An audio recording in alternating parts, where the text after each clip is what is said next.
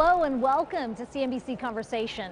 I'm here in Toyota City, home to one of the world's top car makers. It's also the very place where Takeshi Uchiyamada began his 5-decade career building cars.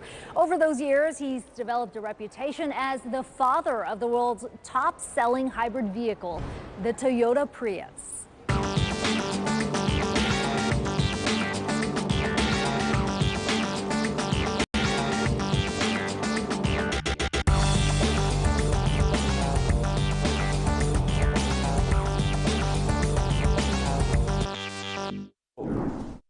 I want to start by looking back because this year marks 20 years since Toyota first launched the Prius. And at the time, in 1994, you got very simple marching orders. Essentially, build a car for the 21st century.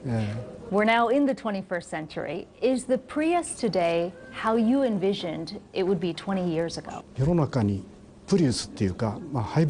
The introduction of hybrid technology into the world of automobiles delivered new value, presenting customers with the option of selecting their car of choice based on a new parameter, environmental performance. This was the most significant contribution of the Prius. The Prius inspired other manufacturers to launch their own hybrids and electric vehicles. The Prius yielded far-reaching implications. It spurred heated competition over fuel efficiency, even among conventional vehicles. In retrospect, I feel our technology has succeeded in helping the environment. Has that gone beyond your expectations? While I felt change would be forthcoming, the pace of change far exceeded our imaginations. It was a sign that the Prius offered a response that society was looking for. In 1994, you were 25 years into your career here at Toyota, but you had no experience as the chief engineer. Why did you go for hybrid technology, such an ambitious project? We were aware that if the hybrid technology was to be widely accepted, convenience for the user, the consumer experience, would have to be a key consideration. The hybrid didn't dramatically alter the driver experience. It actually enhanced it by reducing the amount of trips to the gas station because it was more fuel efficient. This is an experience of convenience and a new feature. We know the performance of the battery on our PCs and smartphones declines after some time. Toyota wanted to ensure a battery that lasts the life cycle of the vehicle without burdening customers with the inconvenience of replacing the battery. As we continued our work on the hybrid, we realized something else.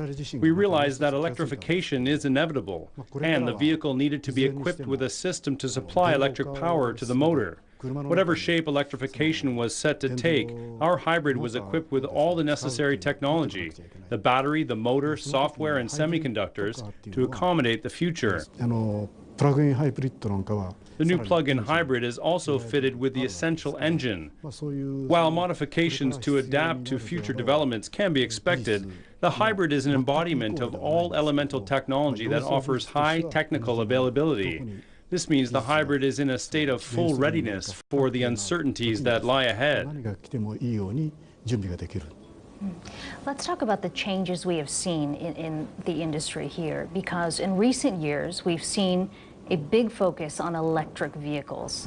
Tesla, of course, which Toyota until recently had a stake in, has been the most aggressive in pushing for that. But we've also heard from legacy companies like Volvo, who've announced they plan to go 100% electric over the next 5 years.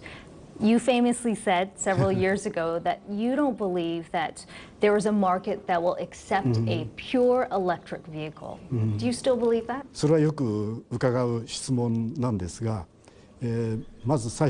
That's a question I get asked a lot.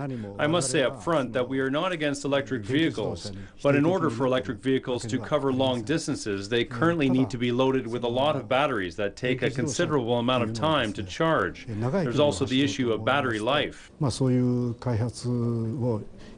We are moving forward in our development efforts with this in mind. New laws and regulations are actively encouraging development of electric vehicles with little regard for customer convenience. But as those laws and regulations come into effect in places like China and the US, car makers will have no choice but to roll out electric vehicles or risk going out of business. Toyota is no exception, but we're skeptical there will be a rapid shift to pure electric vehicles given questions over user convenience. You talk about the challenges with the batteries that are currently on the market, the lithium-ion batteries. Is a solid-state battery the key to making an electric vehicle mass market?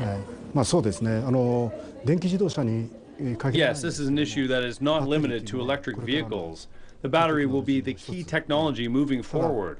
However, in order for vehicles to be powered solely by batteries, we still need 2 or 3 more technological breakthroughs. Toyota is taking on that challenge and working to achieve our goals in battery development. So what's the timeline for Toyota to bring a pure electric vehicle using a solid-state battery to the market? We've heard reports of 2022. What's the timeline you're looking at? That's something we honestly don't know. People around the world are working to develop new batteries, and we are seeing progress in bringing affordable batteries to the market. Once the technological challenges are resolved, we expect adoption to pick up rapidly. Looking to the future, what do you see as the breakdown for Toyota? I mean, you have bet big on the Prius. Do you see, 50% still being Prius, plug-in, hybrids? How much of it will be fuel cell cars? How much will be electric vehicle? What do you envision as the breakdown for the company? 最終的にはこれはユーザーが選ぶんで、我々が選ぶもの。 Ultimately, it will be the user's choice, and automakers cannot dictate that choice. The consumer will decide which system is the best and allow it to permeate the market. Another driver would be the extent of infrastructure available. Be it electricity or hydrogen that powers the motor, the supply infrastructure needs to be there.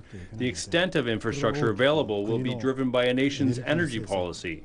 We are keeping close watch over policy developments so that we are prepared no matter what emerges as mainstream. You've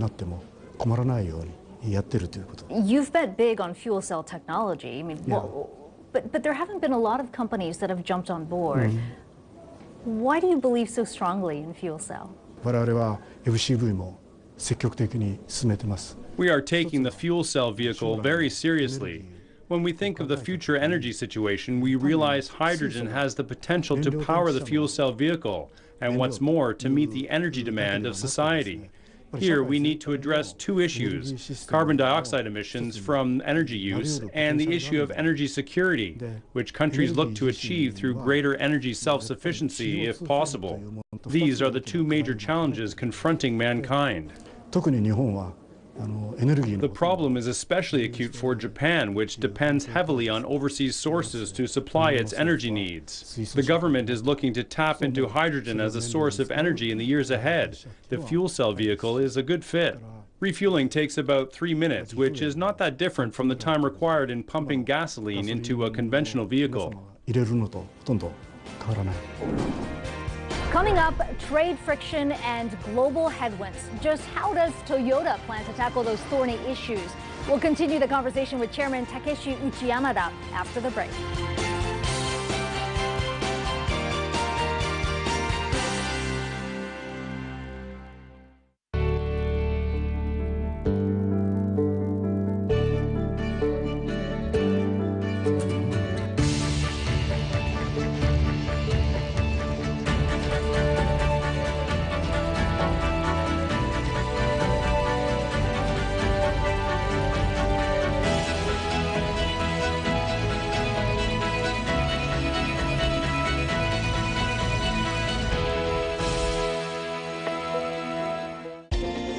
This October, the greatest in women's tennis will return to Singapore to compete in the Crown Jewel season finale of the WTA Tour. I've been coming to Singapore for the WTA finals for 3 years, and it is so great to return to the Racket Club again this year. Whether you're entertaining your clients or a die-hard tennis fan, Racket Club is the ideal place to wine, dine, and meet the tennis stars. Racket Club, the award-winning hospitality experience of the WTA Finals. There's breaking news. The Dow shedding more than 200 points today on worries about North Korea. And there's breaking down the news. The U.S. might cut off all trade with countries doing business with North Korea. There are headlines. Jet engine maker United Technologies agrees to buy aircraft parts manufacturer Rockwell Collins. And there's access to newsmakers. This is not about taking it and closing a lot of factories. Don't just know what's happening, understand better. And get it from the most trusted voice in business news. On air, online, on mobile, on CNBC.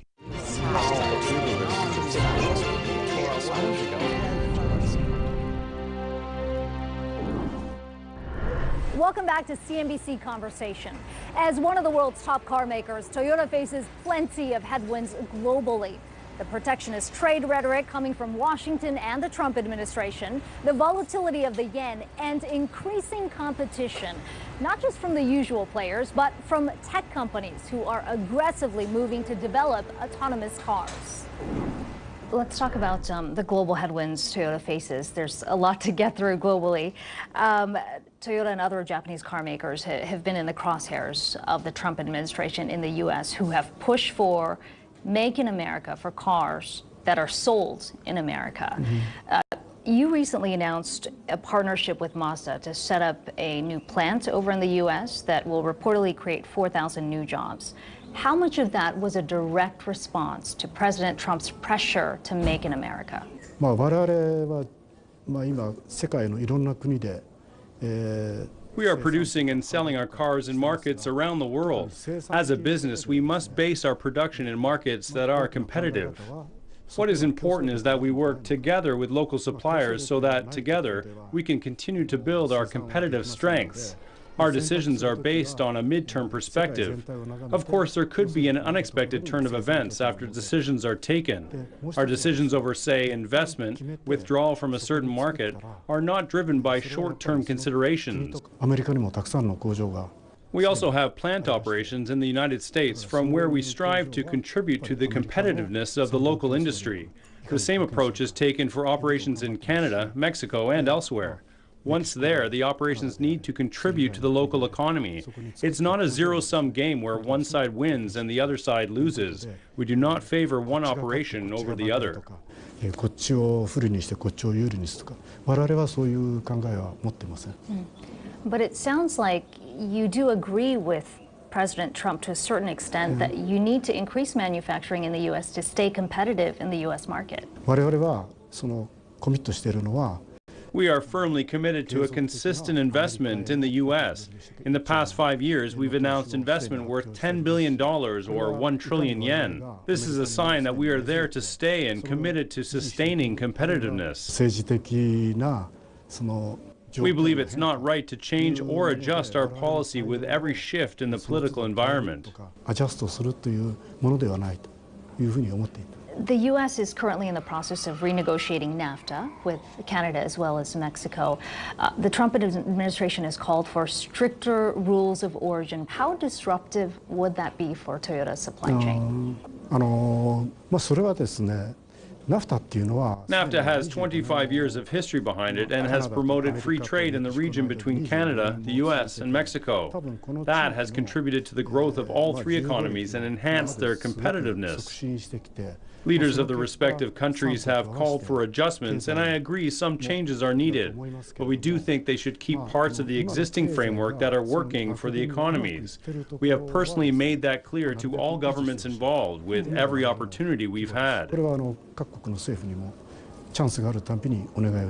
Let's move to the UK now, because when you look at a post-Brexit Britain, there's no question the cost of production, cost of producing cars in the UK will go up. How has that changed the calculus for Toyota in terms of what you produce and manufacture in the UK? イギリスがですね、今 EU を離脱っていう Once Brexit takes place, the free flow of goods and people will be obstructed. This could eventually push up costs, damping competitiveness. We've been asking the UK government to make sure this does not happen. Trade policy changes could encourage suppliers to relocate out of the UK, a potential risk factor. Should that happen, even if Toyota perseveres and remains, the assembly plant will be placed at a disadvantage as access to the supply chain suffers. We're not in a position to influence government policy. In every country, in the UK for example, the factory and its employees are doing what they can to boost their competitiveness. As governments shape trade policies, industries like ours can only try to make our voices heard. In the meantime, we can only keep a close watch over developments as they unfold. You recently announced a £240 million investment in your Burnaston plant over in the UK. Toyota has publicly said that you are committed to staying in the UK. But what assurances have you gotten from the government that will ensure your presence in the UK? Our position has always been consistent over the years. Once we enter a market, we remain committed to the betterment of its industry, to ensure business is sustained. This has always been our mission. We ask that policies do not undermine our efforts. We have not thought yet about what needs to be done when our requests are not met. Japan recently signed a free trade deal with the EU, Japan and EU. How significant is that for Toyota? Toyota commands a slim market share of about 5% in the EU. We consider ourselves a challenger. Over the past several years, we have worked to adopt a marketing approach that departs from the customary Toyota style, now with a focus on the hybrid. The Lexus lineup is practically all hybrids, and so are 30 to 40% of the models rolled out in Europe. For example, the Yaris and the Auris have gone hybrid. Hence, we have been left unscathed by the diesel issue that has shaken Europe. While I wouldn't go so far as to say that our European business is smooth sailing, it's on steady footing. Our only remaining concern is whether Brexit will put a damper on our efforts to maintain and enhance the competitiveness of our UK factory operations. We're doing what we can. Driving innovation and looking to the future, the Toyota chairman on his legacy in the automotive world. That part of the conversation when we return.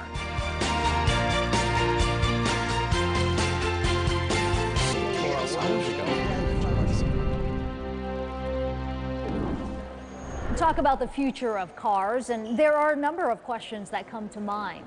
What will they look like in 20 years? What will power them? And will there be a driver behind the wheel? We put those questions to the Toyota chairman and asked him about the legacy he hopes to leave behind. Innovation helped propel Toyota to become one of the top car makers. But it does seem like in recent years, traditional car makers have started to lose that edge on innovation to tech companies. We've already mentioned Tesla, but there's also, of course, Alphabet and Baidu over in China, all of which are pushing for self-driving cars. How do you think Toyota stacks up against them? As you point out, the automobile will depart from the format we're familiar with now. New technology will be mounted onto vehicles, enabling features we've never seen before. That includes autonomous driving or connecting cars to the cloud in order to process big data.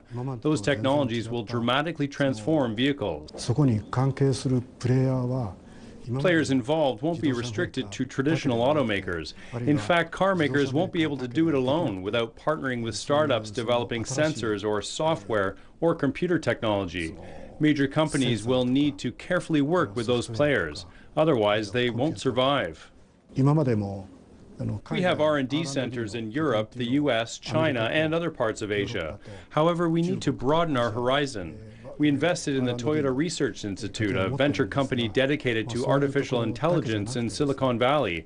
We also pursue alliances. Similar decisions are being taken across the industry.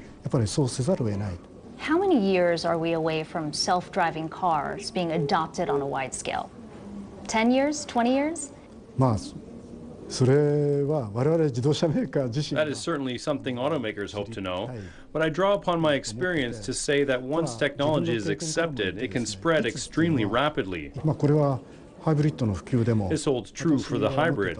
The pace of adoption has far exceeded my expectations. This is all the truer for IT, where the pace of adoption exceeds any precedent set by the manufacturing industry. I would believe we need not wait for 30 or 40 years for auto drive technology to spread. So 50 years from now, will there be any drivers left on the road? Drivers will not disappear entirely. Self-drive vehicles will be easier to maneuver, say, on a highway where control and recognition of the surroundings is easier. But when it comes to driving on roads in a place like Japan or elsewhere in Asia, I doubt that the auto-drive vehicle will be adopted at the same pace. I know climate change and the issues around energy have been very close to your heart. And Toyota has an initiative to reduce CO2 emissions between 2010 and 2050 by 90%. Where are you in that goal? Toyota Kankyo Challenge 2050. We've drawn up the Toyota Environmental Challenge 2050. There are 6 initiatives, of which 2 are most critical. By 2050, we are committed to reducing CO2 emissions by 90% from 2010 levels. We cannot bring it down to a flat zero, as we expect that gasoline-powered engines will still remain. We're taking a very realistic view and claim that emissions will be slashed 90%. By 2050, our Toyota plants worldwide will achieve zero-emission operations. What this means is that we will not produce CO2 emissions during our manufacturing activities. It's a commitment to achieve zero emissions from plant to delivery to the customer. We have officially declared this as our corporate policy for 2050.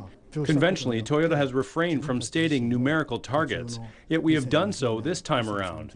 By issuing an official statement, we are committed to achieving milestones set for 2020, 2030, and beyond. In a market such as Japan, we'll be able to proceed relatively quickly.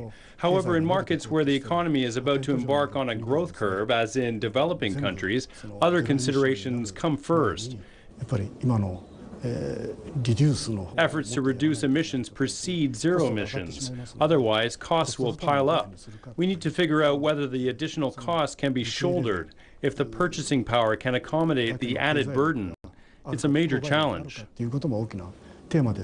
By 2050, you think all cars will be electric? What will power the car? The future we foresee in 2050 does not culminate in a single product. The electric vehicle, the hybrid, the plug-in, the fuel cell battery vehicle, they'll all be mobilized. It's not clear which technology will grab the biggest share of the market. Toyota does not possess a scenario where all vehicles go hybrid, electric, or FCV, at least not for now. You're quickly approaching 50 years in your career here at Toyota, which is pretty impressive for somebody who, as you pointed out, grew up right in this area. Your father helped develop the Crown, which was a flagship sedan for Toyota. Is your legacy the Prius? True, I did lead the way in bringing the first-generation Prius to market. I may have earned the name father of Prius, but I tell everyone now that 20 years have come and gone, grandfather of Prius sounds about right. Grandfather of Prius. Grandfather? Yeah. That's not a bad legacy. Do you still have a few more tricks left up your sleeve, though, you think? I can no longer engage in the front lines as a researcher, but there are 3 things I aspire to achieve with everyone at Toyota. One is to commercialize the FCV. We need to create a zero-emission society. Everyone in Japan, in Europe, and in the US notices changes in climate. We need to act before it's too late. That's why I'm passionate about achieving an emission-free society by mobilizing the efforts of all around me. The second goal is to realize auto-drive technology. For the sake of enhanced convenience, auto-drive technology will make a difference. Every year, 1.25 million people lose their lives in car accidents. The auto-drive technology could help protect lives. We are not interested in a heated competition over the robot car that we are witnessing today. Placing a robot car on the road is not enough. Data capture from the vehicle would be monitored to swiftly engage the brakes, scan the periphery of the car, and ensure that the driver does not step on the accelerator when the brakes should be applied. So many possibilities. Deploying such technology, we want to ensure that traffic accidents decrease. The third aspiration. I've yet to come up with a more vivid image to describe this. The car needs to be connected to the cloud. Once the car is connected to the cloud, the car is converted into a sensor that works within a larger social system. As it travels the road, it will collect information along the way. That data will naturally be used to serve the interests of the owner. Drivers will be contributing data as they drive. The data will be pooled and shared. The data is processed in the cloud and returned to each driver to enhance the convenience of driving. The potential is huge. We're counting on IT experts, the software engineers with their ideas. These three aspirations are worth striving for. Having lived in this industry, I strongly believe these themes are truly challenging and exciting pursuits. And that wraps up our conversation with Toyota Chairman Takeshi Uchiyamada. I'm Akiko Fujita in Toyota City. Thanks so much for watching.